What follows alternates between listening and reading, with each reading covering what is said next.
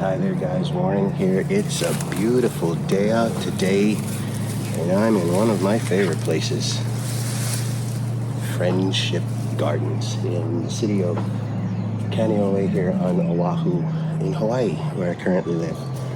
Today I want to talk about why some of us continuously feel the urge to trample and step on others in an effort to make ourselves look smarter, and more overall, intelligent. And on my way up here, I was thinking about an incident that occurred after I was out of uniform, but I was working as a training analyst for an outfit that we will leave nameless, simply because there's no point in naming the outfit. But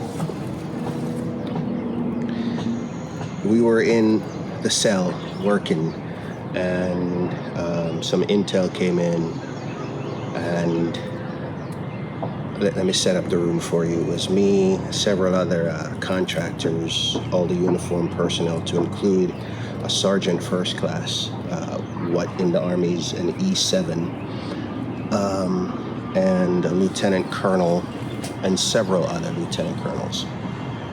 And the sergeant first class was sitting beside the lieutenant colonel, and I was sitting in front of them on another row. And the intel came in and he read it, and he just went off on a tangent about who did this sergeant first class E7 that sent the report think he was, and what does he know, and his intel is wrong because of all of the reasons he could find to say that the intel was flawed. But it wasn't that he necessarily went off on the tangent. It was that he kept saying, who did this E7 think they were in terms of analyzing the data and coming up with their analysis? Here's the thing. The E7, Sergeant First Class, sitting beside him, worked directly for him and does the same work. And she was the one who received and passed the info to him. The point is, for me, is he wanted so much to impress everyone around him about how he gathers and analyzes intel and how everyone else should do it. And in doing that, he did not realize just what he was doing mentally to that sergeant first class who worked for him, that was doing the same analysis and agreed with the analysis and passed it on to him. And oh, by the way, long story short, where that's concerned, the analysis was later proven to be correct. But he just basically insulted not only the non-commissioned officer corps, in my opinion, of which I'm a part, but those two E7s, two sergeant first classes, seasoned veterans. And because he thought he needed to impress those in the room with just how much, and he was, maybe still is, an intel officer, I'm not sure. But I remember it rubbing me so wrong that I knew it wasn't my place to say anything to him as a retired E7 myself. I knew that. But I waited till he was gone, and I turned around to the E7, who I was fairly close to, and I asked her, I said, are you gonna let that fly? Are you? And I think just to not have to deal with it, if I remember correctly, she basically said it didn't bother me that much as it bothered you. And I'm not sure I buy that. I just know that there are certain dynamics in the military that she was considering in not probably saying anything. And maybe she also wasn't that person, and maybe she was right and it didn't bother her as much as it bothered me. The point is, why do we constantly think that we have to denigrate people? Because he could have taken the report and he could have said, okay, I see flaws here, I see flaws there, not totally agreeing with the analysis, But he didn't have to go in denigrating who did the E7 think he was. He's an intel analyst. That's who he thinks he is. That's what he was doing. And oh, by the way, intel analyst yourself, or military intelligence yourself, the officer that is, intel is not an exact science. We have seen so many examples of that. I've served under an example of intel being an inexact science. Not Desert Storm, Operation Iraqi Freedom. Okay? I've seen it. We've all seen it. We've all seen it. And there are other examples. And then there are other examples where the intel was spot on. The Cuban Missile Crisis, spot on. The intel having to do with Russia's impossible and build up to invade Ukraine, it was spot on too. All right, but so it's not an exact science. There are nuances, but if we have to put our foot on other people's growth and other people's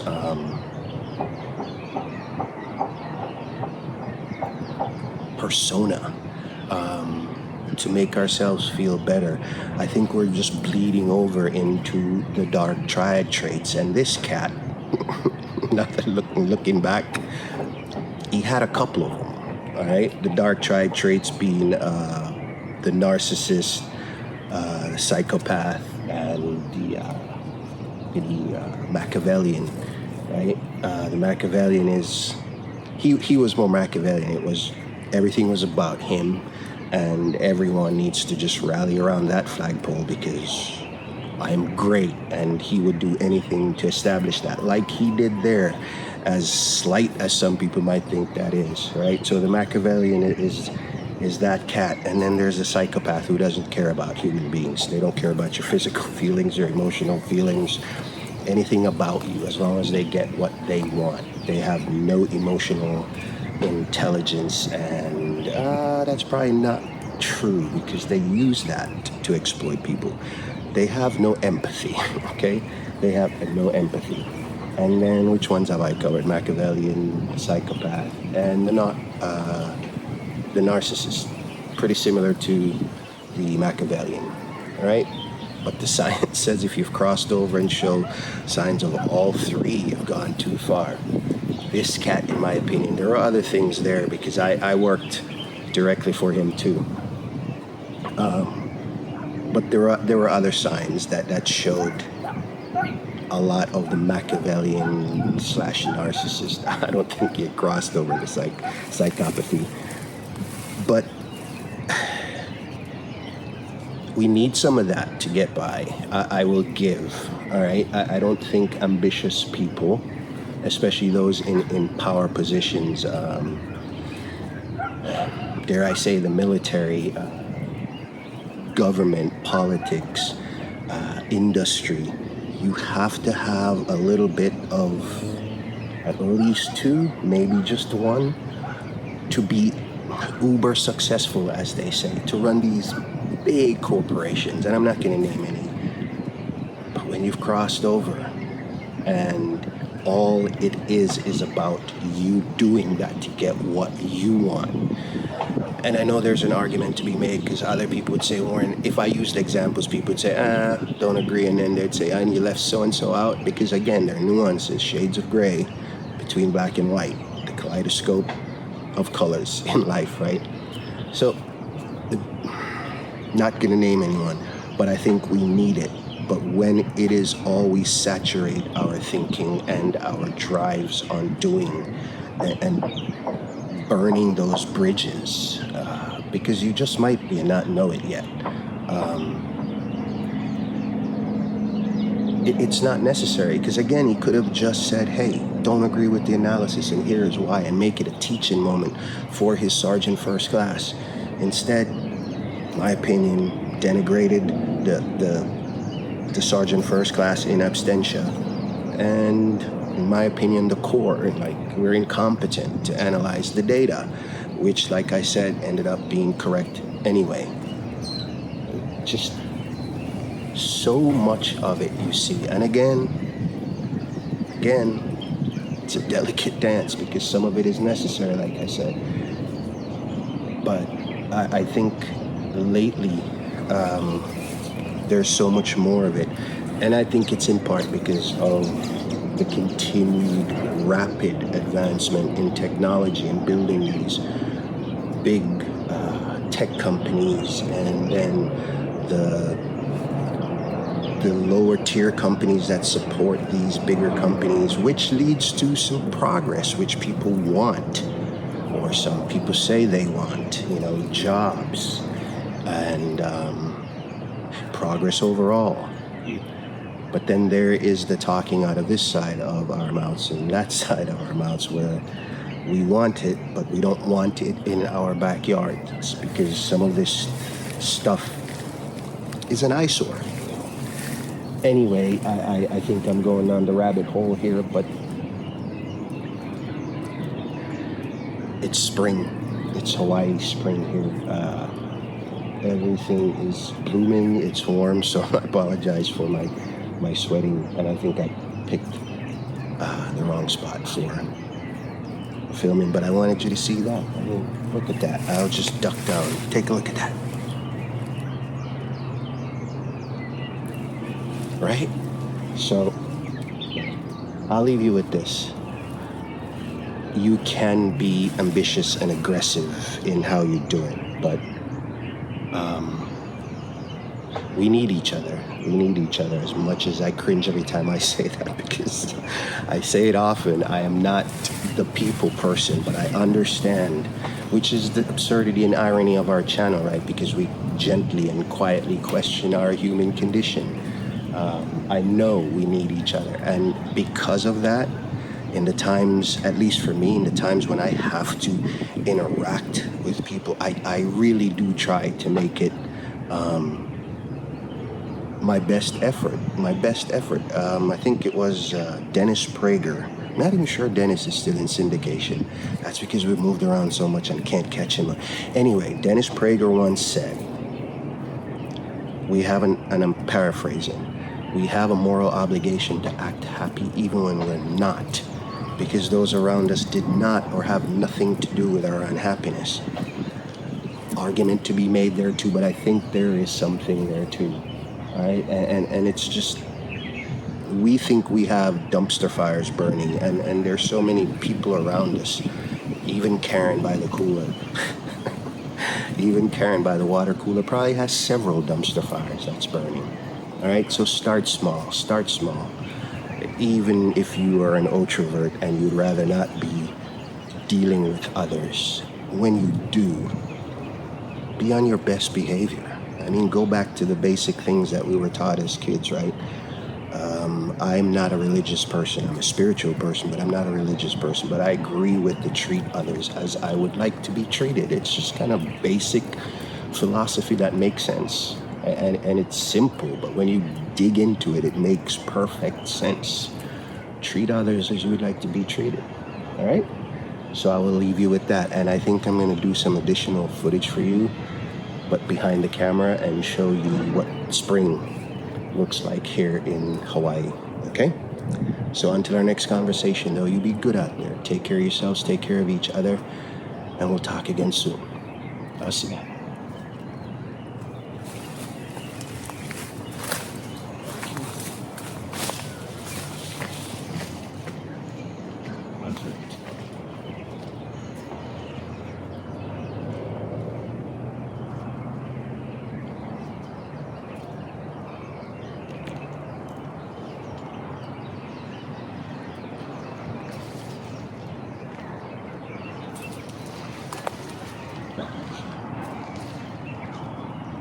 So here we go. Spring in Hawaii. We have bees doing their job, pollinating. Here we have some beautiful white petals. I'm not sure what these are. The only plant that I know for sure out here is the cherry guava. And there they are. They're starting to blossom. I cannot wait to come back and eat the cherry guavas. Maybe we'll get lucky and I'll find some that's already turned into fruit. Let's go down this part of the trail. It's more challenging. I've done it several times in the past. See, we're not going to go as far as it starts to do that though. But all along here, there's a cherry guava. Look like either that's from last season or some came in early and dried up. Ooh, there we go. Yeah, bear with me. But here's some fruit. Yep, there's some fruit getting ready. There's a big bunch back there. But yeah, it's spring. Our winter, which is rain here, went much longer than we thought. Got a lot of water, but grateful. Think it's let up. There's some more blossoms, cherry guava blossoms. But it's let up, hopefully, for now, or at least for the rest of the season. You see all those, folks? See all those cherry guavas? And I say cherry guavas because they don't get much bigger than that. And then they get super red and super sweet. They get as red as their blossoms. Yep. Let me go up here. There was a mango tree. Look at the wild ferns. I did say I didn't know what much of what's in here is, but that's fern. That I know. Yeah, there used to be a mango tree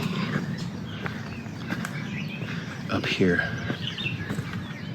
I'll just take you on a walk. You can do some virtual forest bathing if you're not so fortunate and have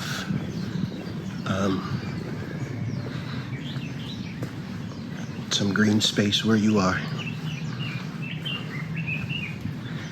But that's what this is about, right? Sharing. So here you go. And you're welcome in advance.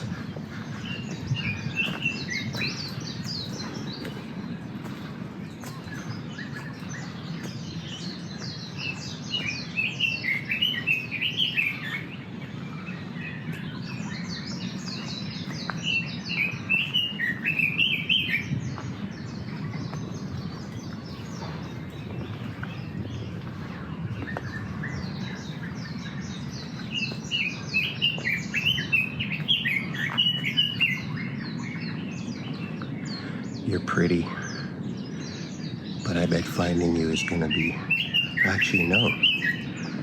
Look through there, folks, I'm not sure.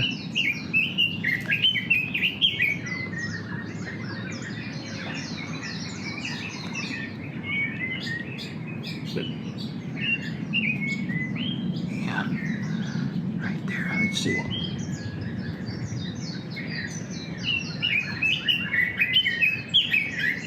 He's back there somewhere.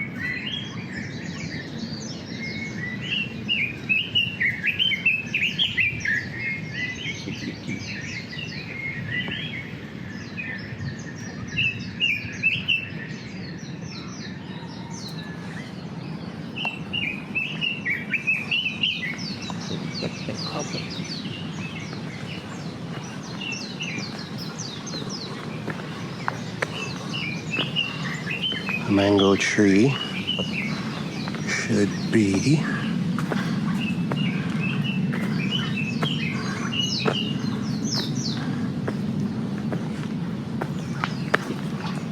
it was just before the ropes. We'll go all the way to the ropes. Maybe with the weather, it's been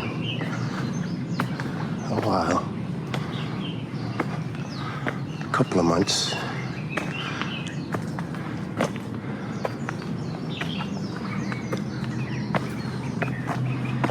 But this is where it start asking you to give up just a little bit more energy.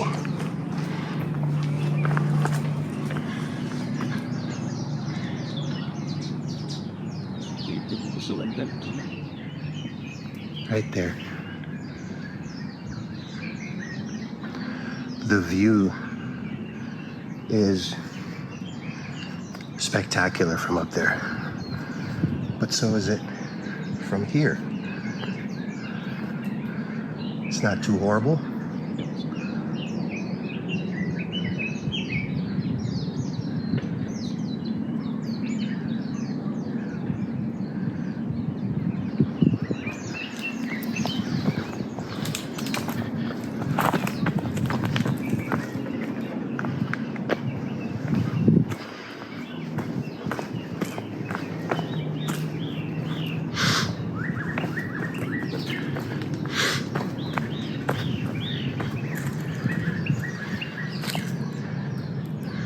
So the fruit that this tree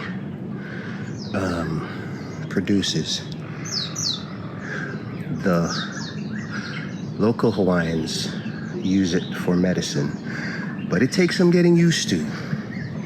I'm gonna say the name wrong, I think. Nomi fruit, but yeah, takes some getting used to, but not the guava. Love them. Pig trails. Pig trails. I don't think those are chickens. Chickens aren't gonna be this far up. Here's a fairly voluptuous guava. Here.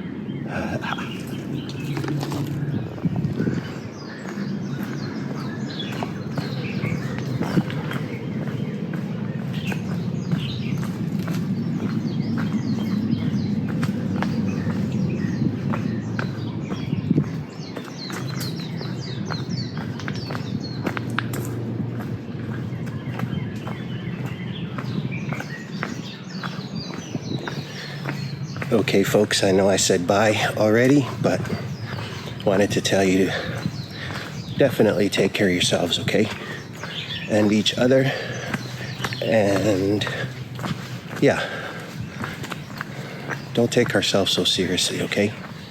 There's a lot more life to live than the things that we're sweating the bricks about, all right? So you be good out there. Take care of each other and yourselves, and we'll talk again soon.